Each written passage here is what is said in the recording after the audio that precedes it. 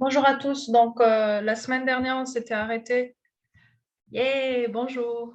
On s'était arrêté sur tout ce qui était contrôle d'accès multiniveau. On avait vu modèle de contrôle d'accès discrétionnaire avec les différents modèles, modèle de Lamsa, matrice, etc. Et le modèle Take-Grand. Et puis, on est passé vers les modèles obligatoires. On a vu Bell-LaPadula, qui est un modèle qui permet de s'assurer de la confidentialité de l'information. On a vu qu'est-ce que c'était qu'un contrôle d'accès multiniveau. Et là, ce qu'on va voir, c'est toujours dans les modèles de contrôle d'accès obligatoire, donc MAC, le contrôle d'accès BIBA. Alors ici, contrairement à Bell-LaPadula où Bell-LaPadula se concentrait sur la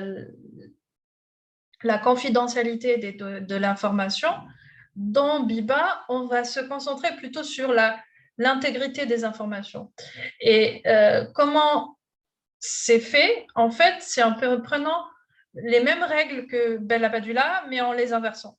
Donc, si dans Bell-LaPadula, on vous disait, vous lisez vers le bas, vous ne pouvez pas lire vers le haut, dans BIBA, on va lire vers le haut. Et si dans Bell-LaPadula, on vous disait, vous ne pouvez pas écrire vers le bas, dans BIBA, c'est tout le contraire. On va écrire vers le bas. Donc, la propriété simple interdit de lire des informations d'une classification inférieure à l'habilitation. Et la propriété étoile empêche le flux d'informations d'une classification donnée vers une classification supérieure. Alors, imaginez le contexte dans lequel nous sommes, où je suis votre prof, vous êtes mes étudiants, c'est une classe. J'ai besoin de vous envoyer des informations, mais de m'assurer aussi que ces informations-là vont rester intègres. Par exemple, si j'envoie une information à votre délégué de classe, délégué de section, je devrais m'assurer qu'il ne puisse pas modifier l'information que je lui envoie. Cela dit, pour le moment, il n'y a rien de tout ça. Mais bon. Donc, ça voudrait dire quoi? Ça voudrait dire que moi, ce que je vais écrire l'information, je vais pouvoir l'écrire vers le bas ou à mon niveau, mais il faudrait que vous puissiez lire ce que j'écris. Donc, en utilisant BIBA, si je suis à un niveau, si j'ai une classification supérieure à la vôtre, je peux écrire à mon propre niveau. Et comme on vous dit lire vers le haut, vous qui avez une classification inférieure, vous pouvez lire ce que j'ai écrit qui est à mon niveau. Donc, ça voudrait dire que, mais vous ne pouvez pas modifier parce qu'il n'y a pas d'écriture vers le haut. Ça veut dire que vous ne pouvez pas modifier l'information. Et donc, on peut s'assurer de l'intégrité de l'information, qu'elle n'a pas été modifiée, en tout cas par vous, en tous les cas. Et que donc, tous les étudiants ont pu voir cette information telle que je l'ai mise, sans que aucun d'entre vous n'ait pu la modifier et mettre en erreur, induire en erreur certains de vos camarades. Par exemple, je vous dis l'examen de sécurité, je vais écrire, voilà, dans l'examen de sécurité, c'est telle date, etc. etc. Et si jamais un de vos camarades veut un peu jouer et faire comme, parce qu'il n'est pas prêt pour cet examen, imaginons que je vous dis l'examen, c'est allez, la semaine prochaine, imaginons. Je vous rassure, il n'y a aucun examen la semaine prochaine. Je ne suis pas prête non plus pour un examen la semaine prochaine. Donc, imaginons que je vous dise il y a un examen la semaine prochaine. C'est l'examen de sécurité qui va avoir lieu la semaine prochaine.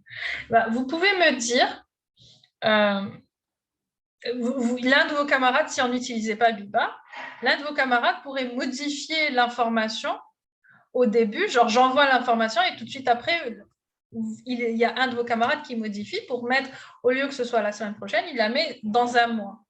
Et donc, tous les autres auront lu dans un mois et ça voudrait dire que l'information n'est plus intègre. En utilisant BIBA, ce cas de figure n'est pas possible. C'est bon? Bref, ce qu'il faut en retenir, c'est que Biba, c'est lire vers le haut et écrire vers le bas. Et Bella Padula, c'est lire vers le bas et écrire vers le haut. Donc, les aspects... Oui, mademoiselle. Je suis désolée, je n'ai pas compris la différence entre les deux. Alors, Bella Padula, il va s'assurer de la confidentialité de l'information. Ça veut dire quoi? Ça veut dire que moi, si imaginons que j'ai l'habilitation confidentielle, que je veux que je veux donner une information, mais que je veux être sûr que les gens qui n'ont pas l'habilitation confidentielle, qui ont une habilitation inférieure à l'habilitation confidentielle, ne puissent pas lire cette information.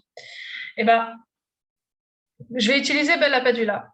Qu'est-ce qu'il dit, Bella Padula? Il dit, je peux écrire vers le haut. Donc, moi, avec mon habilitation confidentielle, je peux écrire dans un fichier confidentiel ou top secret, par exemple. Parce que je dis, je peux écrire vers le haut. Par contre, pour la lecture, je peux lire à mon niveau ou vers le bas. Donc, je ne peux pas lire des informations top secrètes. Je ne peux lire que des informations confidentielles ou avec une classification inférieure. Et c'est ce que la règle lecture vers le bas de Bella Padula permet. Donc, ça, c'est pour s'assurer de la confidentialité. Biba va essayer de s'assurer de l'intégrité. En d'autres termes, qu'est-ce que ça veut dire? Ça veut dire que je veux m'assurer que je puisse donner l'information à des gens qui ont une classification inférieure à la mienne,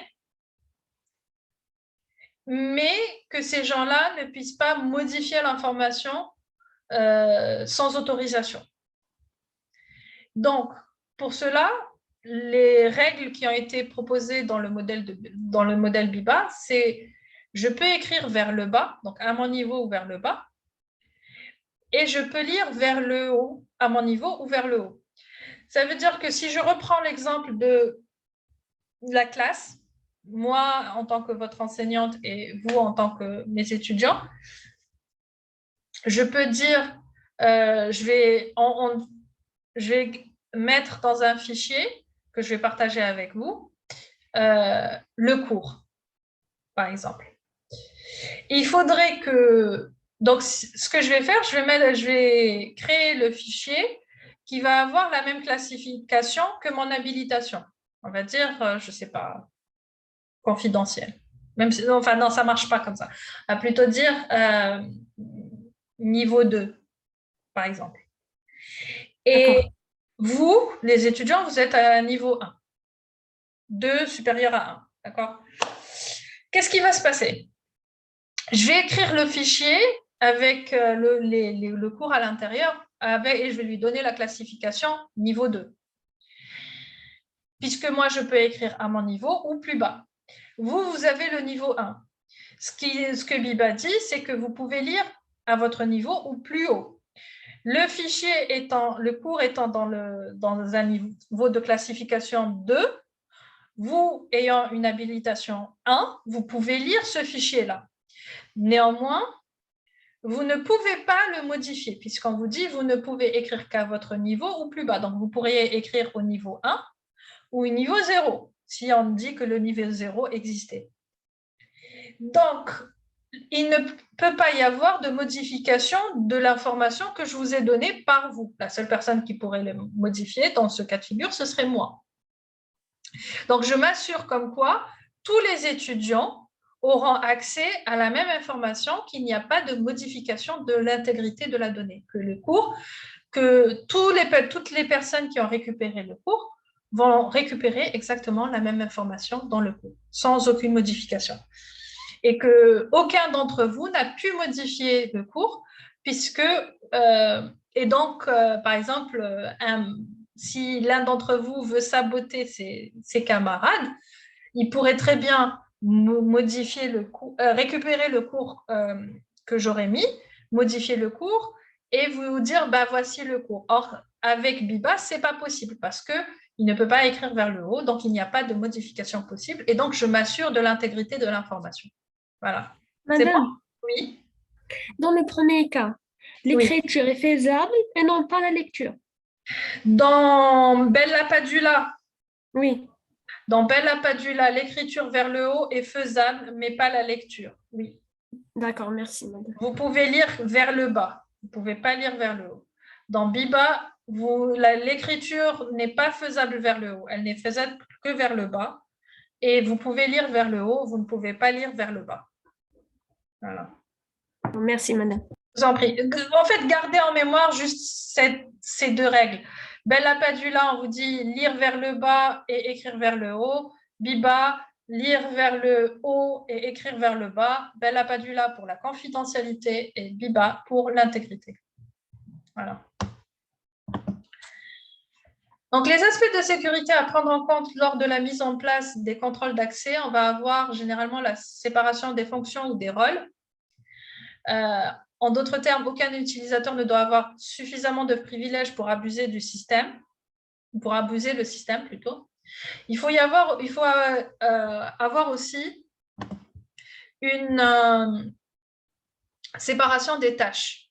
Alors, qu'est-ce qu'on va dire par la séparation des tâches? Si on a une tâche qui est critique et qui requiert plusieurs étapes pour être réalisée, alors au lieu d'avoir une seule personne qui va faire toutes ces étapes pour cette tâche-là, on va partager ces étapes et placer chacune de ces étapes sous la responsabilité d'un sujet différent.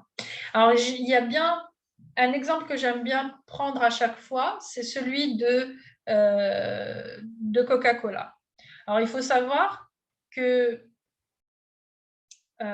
Coca-Cola, qu'est-ce qu'elle fait? En fait, ce qui est produit localement, en réalité, ce n'est ce que ils ont en local. Par exemple, en Algérie, qu'est-ce qu'ils vont faire? Ils importent le concentré de Coca-Cola, ils le ramènent et ils lui rajoutent d'autres éléments comme de l'eau et du sucre et d'autres éléments. Mais le concentré est importé, il n'est pas produit ici. Et c'est le cas dans tous les pays du monde. Il y a juste dans la maison mère de Coca-Cola où il y a le concentré est produit. Maintenant, ce concentré-là, il a une recette. Donc, la recette, c'est vraiment l'élément important de la tâche la plus importante l'élément important de Coca-Cola. Si la recette est amenée à être connue ailleurs, est amenée à être découverte, les gens pourront très bien faire une copie conforme de Coca-Cola. Donc, pour eux, la recette est l'élément essentiel sur lequel la sécurité est la plus importante. Donc, qu'est-ce qu'ils ont fait? Au lieu que ce soit un seul chef qui connaît toute la recette et qui va préparer tout le concentré tout seul, ils ont partagé la recette en deux et ils ont donné une partie à une personne et une autre partie à une autre personne. Et une troisième partie, alors, en fait, il y a la troisième partie, c'est comment mélanger les deux résultats des deux premières parties des recettes à une troisième personne. Donc, ce qui fait, et ces trois personnes ne se connaissent pas et ne se rencontrent jamais dans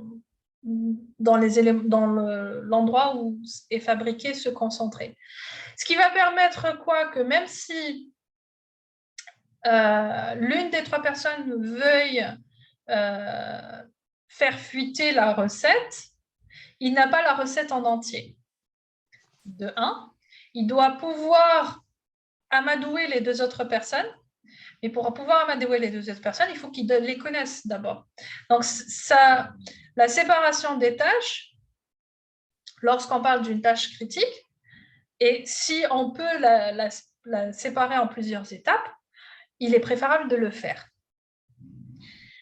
Ensuite, on a le principe du moindre privilège.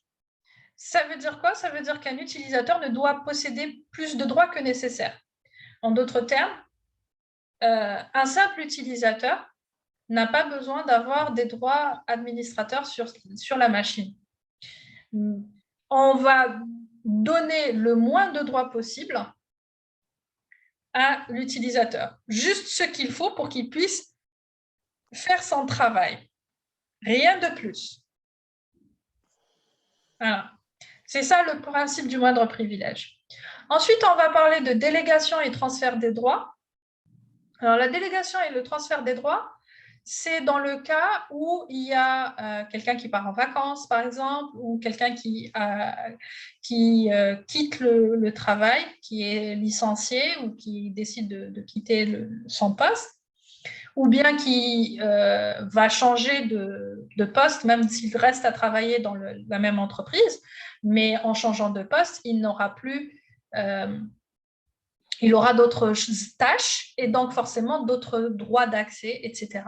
Donc, on va mettre en place l'idée de délégation et de transfert des droits dans ces cas-là. Si quelqu'un, par exemple, part en vacances, qu'on a quelqu'un qui va prendre les tâches de cette personne-là en attendant, qui prend l'intérim, eh ben, on va déléguer les droits de la personne qui est partie en vacances à cette nouvelle personne pour pouvoir effectuer les tâches nécessaires.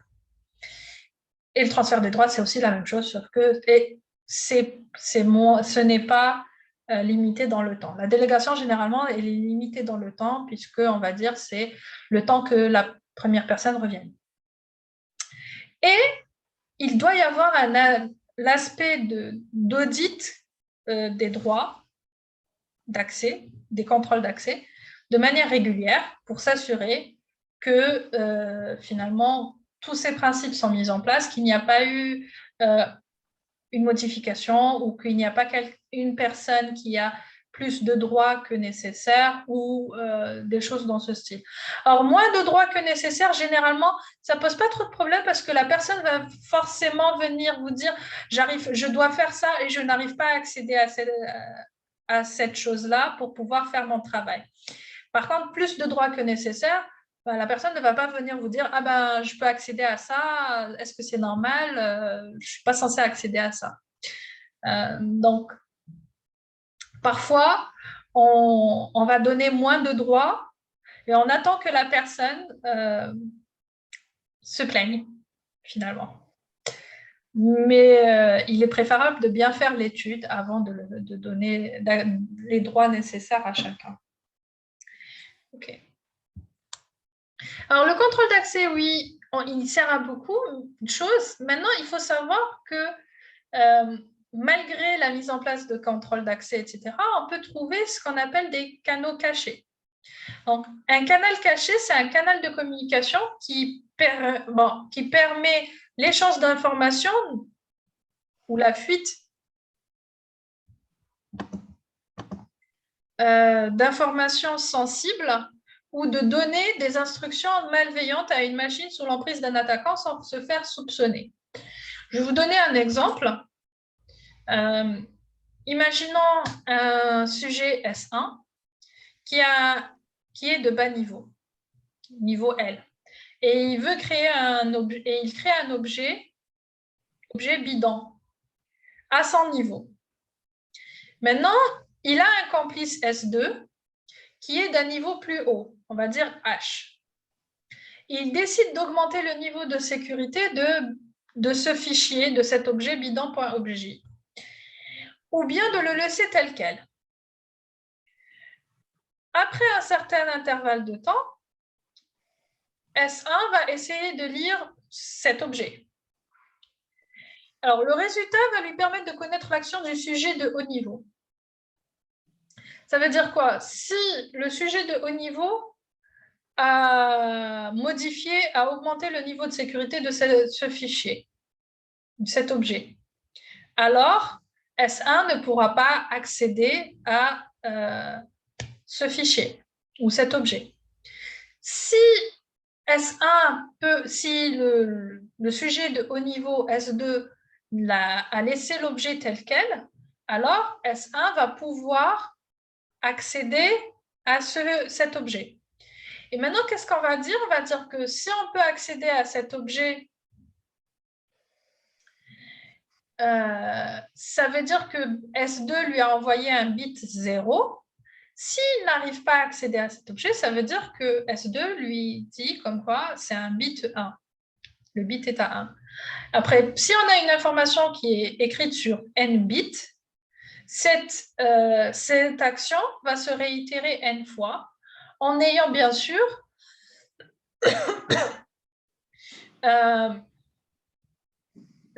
entre la création, lecture, etc., modification, etc., on va avoir un certain temps qui est défini par S1 et S2. Donc, par exemple, je vais dire chaque 5 minutes, il va y avoir vérification, etc. Donc, grâce à ça, S2 va pouvoir communiquer n bits d'information à S1 et informer un sujet qu'une opération n'est pas auto. Donc S1 va pouvoir récupérer cette information auquel normalement il n'a pas le droit d'accéder parce qu'elle est d'un niveau supérieur. Donc, en général, qu'est-ce qu'on peut en déduire? C'est qu'informer un sujet qu'une opération n'est pas autorisée est aussi un flux d'informations. Donc, il faudrait aussi cacher l'existence des objets auxquels, normalement, une personne n'a pas le droit d'accéder. Bon, il n'y a pas que ça, on peut utiliser plein d'autres choses. Par exemple, je ne sais pas si vous avez vu le film qui parle de comment Snowden a pu faire sortir des informations du NSA. Il a utilisé un canal caché. Qu'est-ce qu'il a fait? En fait, il a utilisé un Rubik's Cube et il a caché à l'intérieur un flash disk. Ou enfin, bon, on va dire un flash disk, c'est plus simple. Et normalement, toute personne qui rentre ou qui sort des bureaux de la NSA va faire passer tous les objets qu'elle possède à travers un scanner. Et ils vont s'assurer qu'il n'y a aucun disque dur, flash disk, aucune possibilité que de l'information puisse sortir. Et ben, qu'est-ce qu'il a fait? Il a caché l'information dans un Rubik's Cube et à la sortie, il faisait semblant de jouer avec ce Rubik's Cube et il l'a donné au vigile pour que le vigile joue avec. Et c'est comme ça qu'il a pu faire passer les informations qu'il est sorti et il a fait passer les informations comme ça. De l'autre côté, le vigile, une fois qu'il a récupéré le Rubik's Cube de chez le vigile, et il avait les informations avec lui. Ça aussi, c'est un exemple de canal caché. Donc, il faut les exemples de canaux cachés, c'est pas ce qui manque. Il faut juste avoir comment dire, suffisamment d'imagination. Madame, Oui. Madame, quand on a dit ici, il réussit, il considère que S2 lui a fait passer le bit d'information 0. Oui. Pour l'objet ou bien pour S1? S2 vers S1 ou bien S2 vers l'objet? S2, alors ça veut dire que S2 a pu envoyer le bit 0 à S1 ou le bit 1 à S1. Il n'a pas envoyé l'objet, c'est juste que en modifiant le niveau de sécurité de l'objet, on va pouvoir dire que S1 va pouvoir savoir comme quoi il y a eu une modification et donc il ne peut pas accéder à cet objet.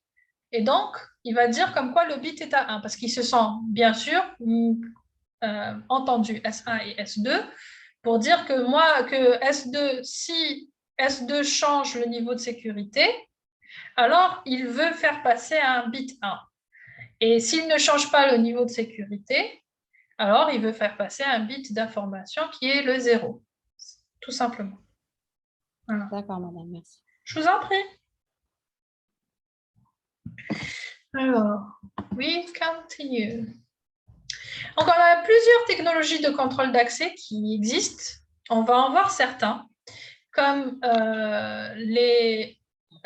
tout ce qui est SSO, donc Single Sign-On, qui permet à plusieurs systèmes d'utiliser un serveur central d'authentification, ce qui va permettre aux utilisateurs de s'authentifier une fois pour avoir accès à différents systèmes. Donc, l'avantage, c'est qu'on augmente la productivité des utilisateurs, des développeurs aussi, parce que le développeur n'a pas besoin de développer à chaque fois un système d'authentification. Il a juste besoin de faire appel au SSO et il permet une administration simplifiée. Le problème ou les désavantages, les inconvénients, sont que il est difficile il est difficile à ajuster à des applications déjà existantes. Donc, si vous avez une application qui existe déjà, vous ne pouvez, et qui n'a pas pris en compte le SSO, on ne peut pas facilement l'ajuster. Aussi, les ordinateurs de bureau sans surveillance, le problème qui se pose, imaginez que, et ça existe, quand vous irez travailler, vous vous rendrez compte, quelqu'un est en train de travailler, il décide d'aller aux toilettes ou d'aller parler à un collègue pour lui demander quelque chose ou quelque chose dans ce style. Donc, de quitter son bureau pour 5 minutes. Donc, pendant ces 5 minutes, beaucoup ne vont pas sortir de leur session dans l'ordinateur. Ça veut dire que la session reste ouverte. Et quelqu'un qui rentrerait à ce bureau-là et qui se mettrait devant l'ordinateur n'aurait même pas besoin de s'authentifier puisque l'ordinateur est déjà authentifié et donc il peut accéder à tous ceux dont la personne qui travaille à ce bureau-là peut accéder. Donc, c'est un problème. C'est pour ça que la formation des employés est très importante. L'un des points importants sur lequel on doit former les employés, ce serait de leur dire à chaque fois que vous quittez votre bureau, même pour 30 secondes, vous sortez de la session. Sous Windows, ce serait la touche Windows plus L. Ça prend même pas 2 secondes, par exemple. Et puis, c'est un point d'attaque unique, puisque le serveur d'authentification centrale est utilisé par toutes les applications. Ça veut dire que si ce serveur tombe en panne, ou que